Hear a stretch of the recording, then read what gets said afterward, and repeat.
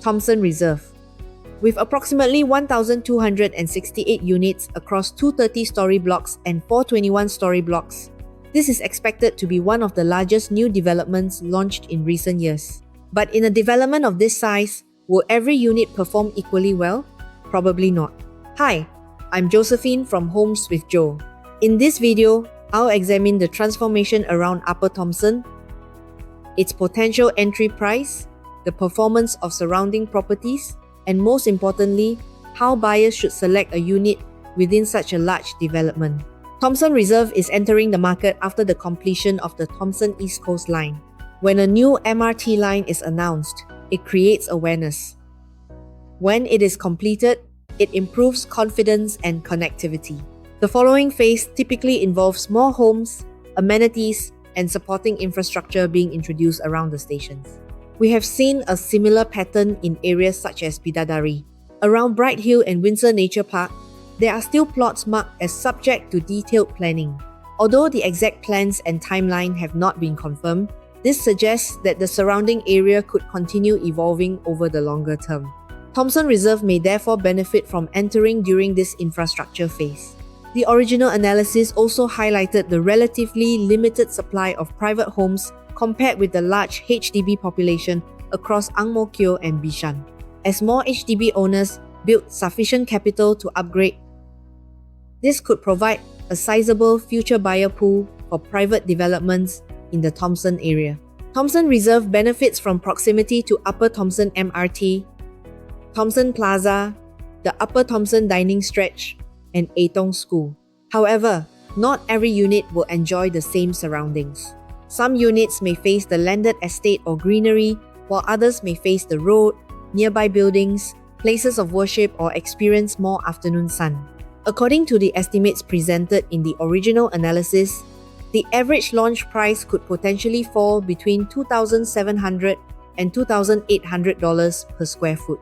Units with less desirable facings could possibly begin from around $2,500 per square foot, while premium high-floor units with greenery or landed views may cross $3,000 per square foot. These are only preliminary predictions.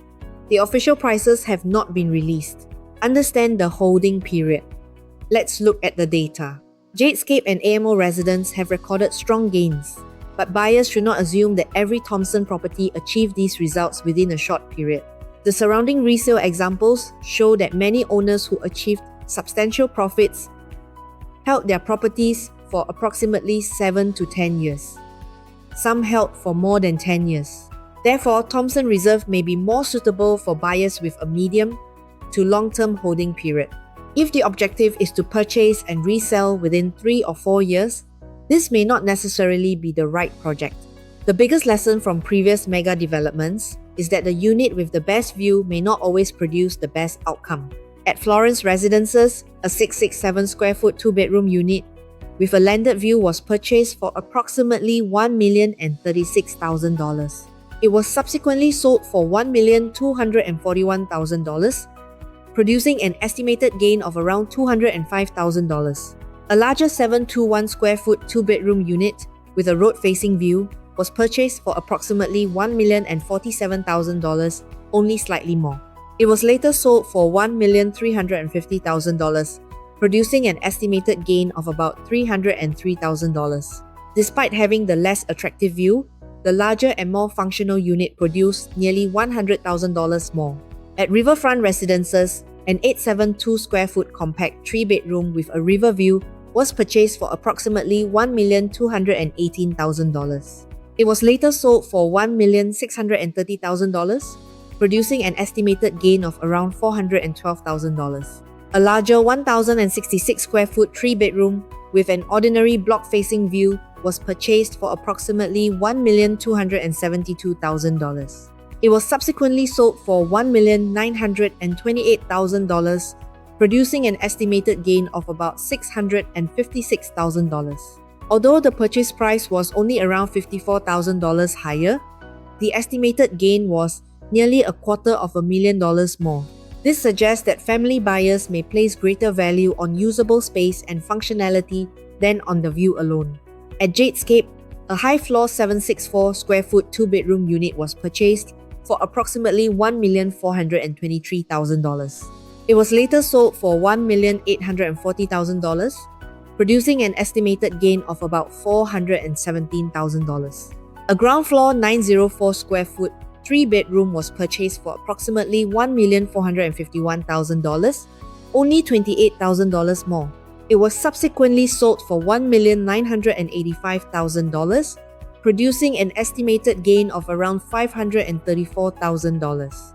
Despite being on the ground floor, the 3-bedroom unit produced over $100,000 more. Therefore, if a high-floor 2-bedroom at Thomson Reserve overlaps in price with a low-floor 3-bedroom, buyers should carefully consider which option meets the needs of a broader future audience. Another JadeScape comparison involved a 904 square foot compact 3-bedroom purchased for approximately $1,578,000. It was later sold for $2,250,000, producing an estimated gain of around $671,000. A larger 1,055 square foot premium 3-bedroom was purchased for approximately $1,703,000. It was subsequently sold for $2,730,000, producing an estimated gain of over $1 million. The larger unit required approximately $125,000 more at entry, but its estimated gain was around $355,000 higher. So, is Thomson Reserve worth considering? The project has several strong fundamentals: MRT connectivity, established amenities, proximity to Aitong School, a large potential upgrader pool, and possible longer-term development around Bright Hill. However, buyers should not select a unit based only on the best view, highest floor, or lowest starting price. The more important questions are: is the premium for the view reasonable? Does the price of a high-floor smaller unit overlap with a larger unit on a lower floor? Can a manageable top-up secure a more functional layout with a broader future buyer pool? In a mega development, choosing the right project is only the first step. Choosing the right unit and entering at the right price may ultimately make the greater difference. If you are considering Thomson Reserve, it is better to review your finances and unit selection priorities before the launch, rather than making a rush decision during balloting. For a personalized property assessment, WhatsApp me at +65 8288 0298. I'm Josephine from Homes with Jo. Your home, your future.